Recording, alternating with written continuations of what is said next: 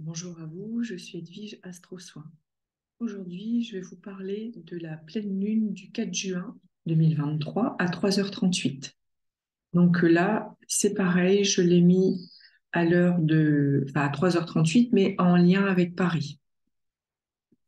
Donc la lecture d'un thème, en fait, se fait par rapport à mon regard, bien évidemment, avec cet ascendant qui est en bélier, et on regarde quelque part dans le sens inverse des aiguilles d'une montre pour faire la lecture d'un thème. Mais là, pour cette pleine lune, je vais plutôt vous parler. Là, c'était pour votre propre thème, en fait, que je vous ai expliqué. Si vous avez votre ascendant qui est ici, le AC, eh bien, la lecture va se faire dans le sens inverse des aiguilles d'une montre. Ça, c'est important de bien visualiser ça. Et à travers Astrothème, on voit que les maisons, c'est de là à là jusqu'à la petite flèche. Donc, on a de l'ascendant à cette petite flèche, ça va être votre maison 1.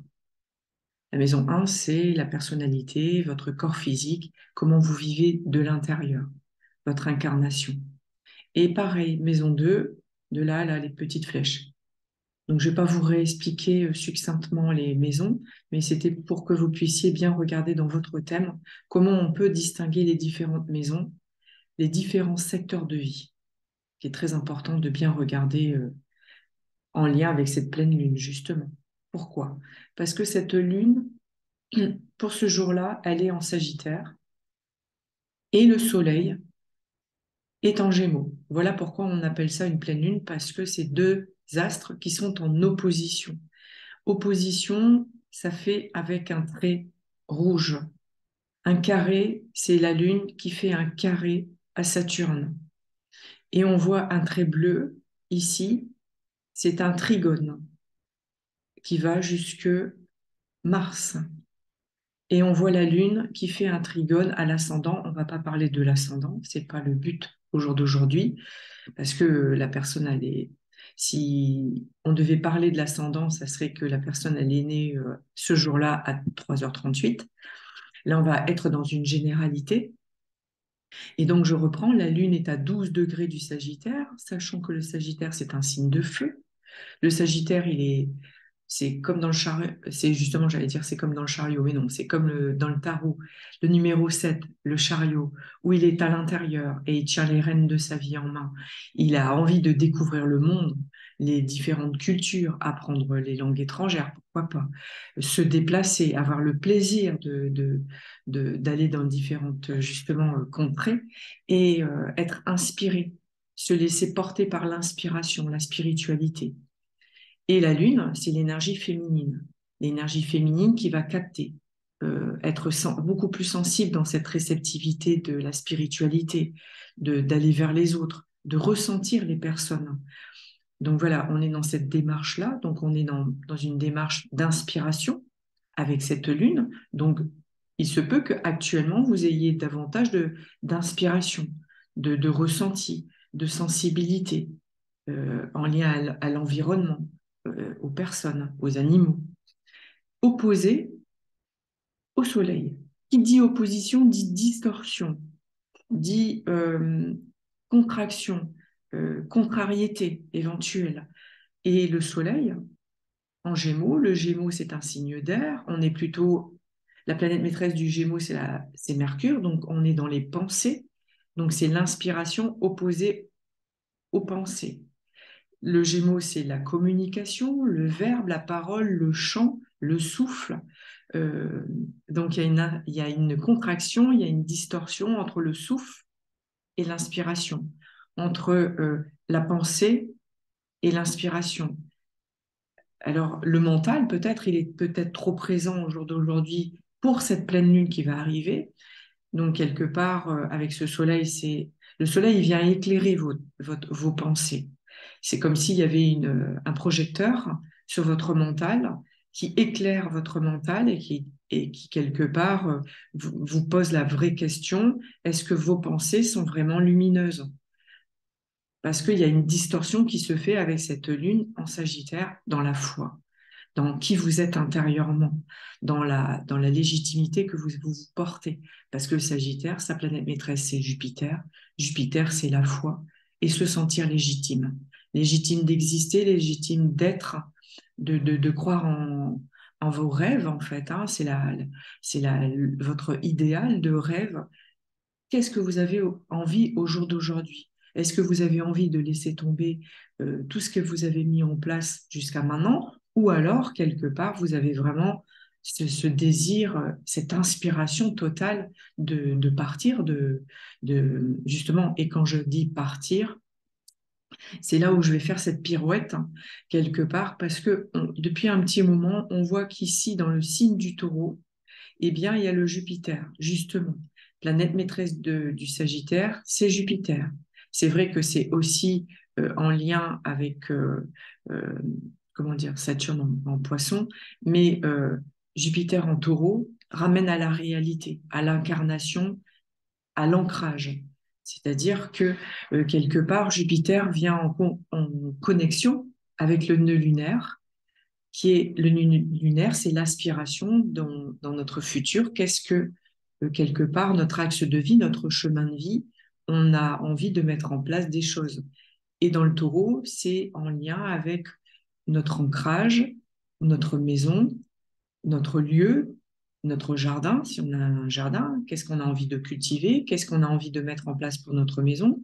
Est-ce que justement on a ce désir de partir de ce lieu et quelque part, lors de cette pleine lune, il y a Mercure qui vient en conjonction à Uranus. Donc, on voit que Uranus, c'est les bouleversements, les changements. Une nouvelle conception de voir les choses. Et Mercure, c'est encore une fois en lien avec le Gémeaux, parce que la planète maîtresse du Gémeaux, c'est Mercure. Donc, l'axe principal, c'est le Taureau en définitive. Le Taureau, est-ce que on est bien chez soi? Est-ce que Uranus avec Mercure, est-ce qu'on n'a pas envie justement de changer de lieu, de changer d'environnement, de dépenser notre argent différemment? Est-ce qu'on a envie d'acheter ou de vendre?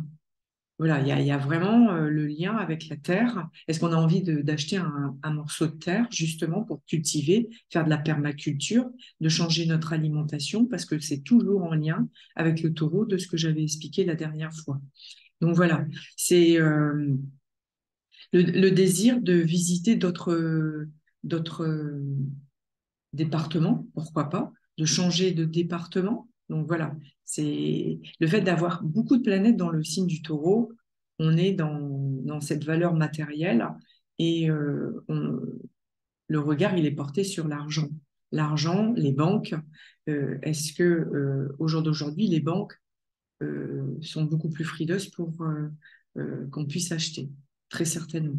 C'est peut-être ils mettent beaucoup plus de veto et beaucoup plus de garanties et des hypothèques éventuelles. Donc voilà, cette signature de cette pleine lune, pour moi, c'est l'inspiration et la pensée. Est-ce que cette inspiration et la pensée, elle est juste dans ce que vous vivez au jour d'aujourd'hui? Et on voit que cette lune, elle fait un carré à Saturne et un carré au soleil. Donc c'est comme si on était comme dans un triangle où est-ce qu'on a bien vu tous les obstacles qui étaient face à soi pour justement changer cet environnement. Est-ce que réellement il est juste de partir? Est-ce que tous les paramètres ont été visités en soi? Et on remarque globalement, parce que moi j'aime bien aussi m'écarter de cette pleine lune et de voir ce jour-là, qu'est-ce qui se passe. Et on voit Vénus ici, la planète de l'amour, la planète des sentiments, des plaisirs, euh, en lien avec la lune noire, en conjonction, parce qu'elles sont l'une à côté de l'autre. Donc on est dans des plaisirs, des dépenses, de l'union, de la dépendance, avec la lune noire, qui est en lien avec les dettes karmiques, les retrouvailles karmiques, et ce sentiment parfois d'avoir vécu des sentiments de rejet. Vénus, elle vient éclairer et surtout mettre en lumière la lune noire. Est-ce qu'au jour d'aujourd'hui, on a dépassé ce sentiment de rejet et d'abandon, de refoulement, d'exil en fait, hein? Est-ce qu'on a eu cette sensation à un moment donné dans notre existence, dans notre petite enfance, d'avoir été rejeté, abandonné, exilé, et ça a été une véritable souffrance. Parce que comme c'est dans le signe du cancer, on est dans le côté émotionnel, et il se peut que les personnes qui sont du signe du cancer actuellement, ils vivent vraiment des contrariétés intérieures, des, une sensibilité plus, parce que surtout à la fin du signe du cancer, donc les troisièmes décans, parce que il leur est demandé de dépasser en mettant en lumière de l'amour à l'intérieur de ces blessures, de cette souffrance. Parce que on remarque que Vénus est opposée à Pluton. Pluton, c'est vraiment comme en tarot, l'arcade sans nom, celui qui vient faucher. Il vient débroussailler, transformer, transmuter. Est-ce qu'au jour d'aujourd'hui, on est OK, on a vraiment regardé toute notre valeur de l'amour, nos plaisirs, nos désirs, et surtout en lien avec le signe du cancer, en opposition au Verseau qui a envie d'avoir cette liberté et le cancer a envie d'être enraciné. Est-ce que vos racines sont très profondes pour avoir cette connexion à la Terre, au cristal émeraude de la Terre?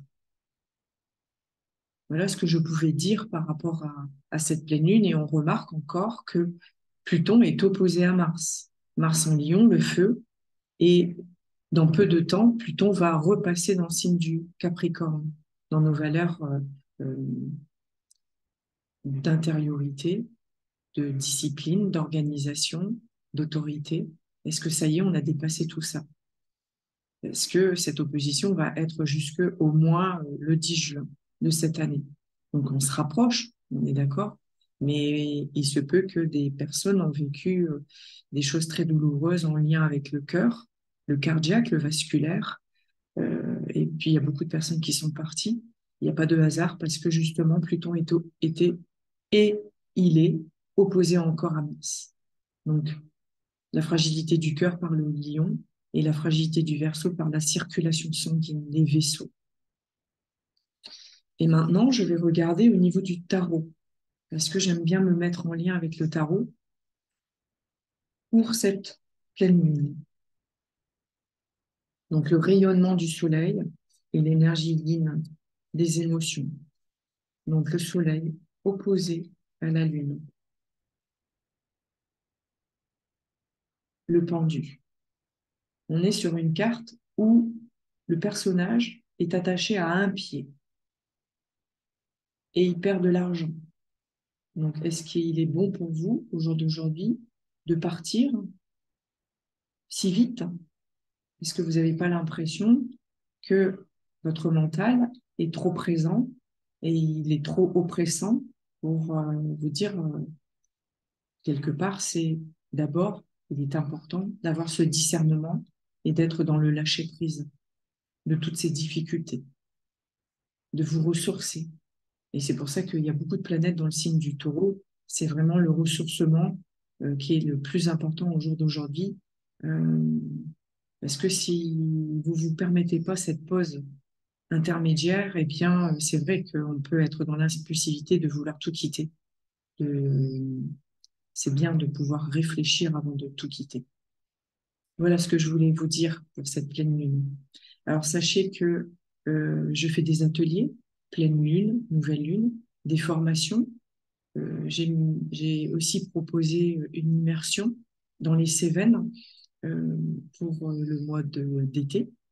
Alors, il se peut qu'il y aura euh, en août aussi, mais j'avais posé le 8 et le 9 juillet en immersion pour connaître l'astrologie, les soins énergétiques, les lieux énergétiques qu'on va pouvoir aller ressentir et surtout ressentir à l'intérieur de soi et de se relier à notre âme. Aujourd'hui, le 29 mai, on est dans un alignement planétaire. Donc, il est important de se réaligner vis-à-vis de soi. La pensée, le cœur, l'être, l'âme, la conscience et l'esprit. Donc, je vous souhaite une très, très belle journée. À très bientôt.